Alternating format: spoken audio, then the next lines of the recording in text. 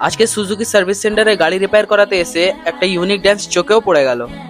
তো আসসালামু আলাইকুম guys, welcome to our new mini blog. তো আমার নাম আরমান, আপনারা দেখছেন আরমান ব্লগস। তো কিছুদিন ধরে আমার গাড়িটা অনেকই প্রবলেম করছিল। এই যে আমার প্যানেলটা সাইলেন্সার পাইপের সঙ্গে টাচ হয়ে যাচ্ছিল, ওটার জন্য সব বোম্বাইটে গিয়ে আমার গাড়িটা খুবই আওয়াজ করছিল। সেটাই রিপেয়ার করাতে আজকে আমরা যাব। রেডি হয়ে মাথার সেফটি নিয়ে আমরা বেরিয়ে পড়ি সুজুকি সার্ভিস সেন্টার যাওয়ার উদ্দেশ্যে। আমরা বেরোনোর সাথে সাথে টিপ টিপ করে বৃষ্টিও শুরু হয়ে যায়। বৃষ্টি হলেও আমার কিছু করার নেই, আমাকে আজকে যেতেই হবে সার্ভিস সেন্টারে। আর ভালো কথা হচ্ছে উত্তরপাড়া পৌঁছতে বৃষ্টিও বন্ধ হয়ে যায়। আর আমরা কোন সার্ভিস সেন্টারে যাচ্ছি নতুন করে বলার কিছুই নেই, কেন এর আগে আমরা গিয়েছিলাম, তোমরা সবাই দেখেছো আগের ভিডিওটাই। আর কিছুটা আগে যেতে না যেতে আমরা খুবই জামে ফেঁসে যাই। তারপর আগেটাই গিয়ে দেখলাম দাদাদের মনে হয় কোনো একটা পুজো ছিল, আমি ঠিক জানি না কোন পুজো। ওখান থেকে ওনারা ফিরছিল, তারপর ওনারা দাঁড়িয়ে আমাদেরকে পাস দিয়ে দেয় খুব ভালোভাবে। আমাদের দেশের সব ধর্মের মানুষদের যে যার উৎসব পালন করতে দেওয়া এবং ওনাদের সাথে সহযোগিতা করা উচিত। ওখান থেকে সোজা চলে আসি আমরা নিজের ডেস্টিনেশনের সার্ভিস সেন্টারে। আর আমরা বাড়ি থেকে ম্যানেজারের সাথে কথা বলে এসেছিলাম, তাই জন্য বাইরে দাঁড়িয়ে কল করতেই আমাদের একটা মেকানিক এসে আমাদের গাড়ির ফটোটা তুলে নিয়ে যায়। ওনার সাথে ভিতরে গিয়ে দেখি প্রচুর গাড়ি সার্ভিসের জন্য রাখা আছে। ভিতরে গিয়ে মেকানিক কিছুক্ষণ ম্যানেজারের সাথে কথা বলে, আর আমি বাইরে এসে ওয়েট করতে থাকি আমার গাড়ির লাইন কখন আসে দেখি। তারপর ফাইনালি অনেকক্ষণ ওয়েট করার পর আমার গাড়ির কাজও শুরু হয়ে যায়।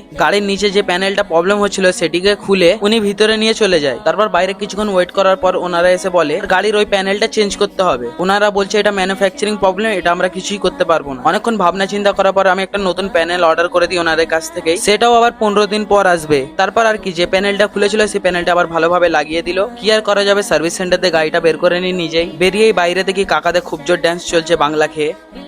আর এটা কোন ধরনের ড্যান্স কেউ যদি জেনে থাকো কমেন্ট বক্সে অবশ্যই বলে যাবে। তারপর একটু আগে গিয়ে একটা চায়ের দোকানে দাঁড়িয়ে চা খেয়ে বেরিয়ে পড়ি আমরা বাড়ি যাওয়ার জন্য। আমি এখান থেকে বাড়ি যাই। ভিডিওটি ভালো লেগে থাকলে লাইক কমেন্ট শেয়ার অবশ্যই করে যাবেন, ফলো করতে একদমই ভুলবেন না। দেখা হচ্ছে পরের ব্লগে, বাই।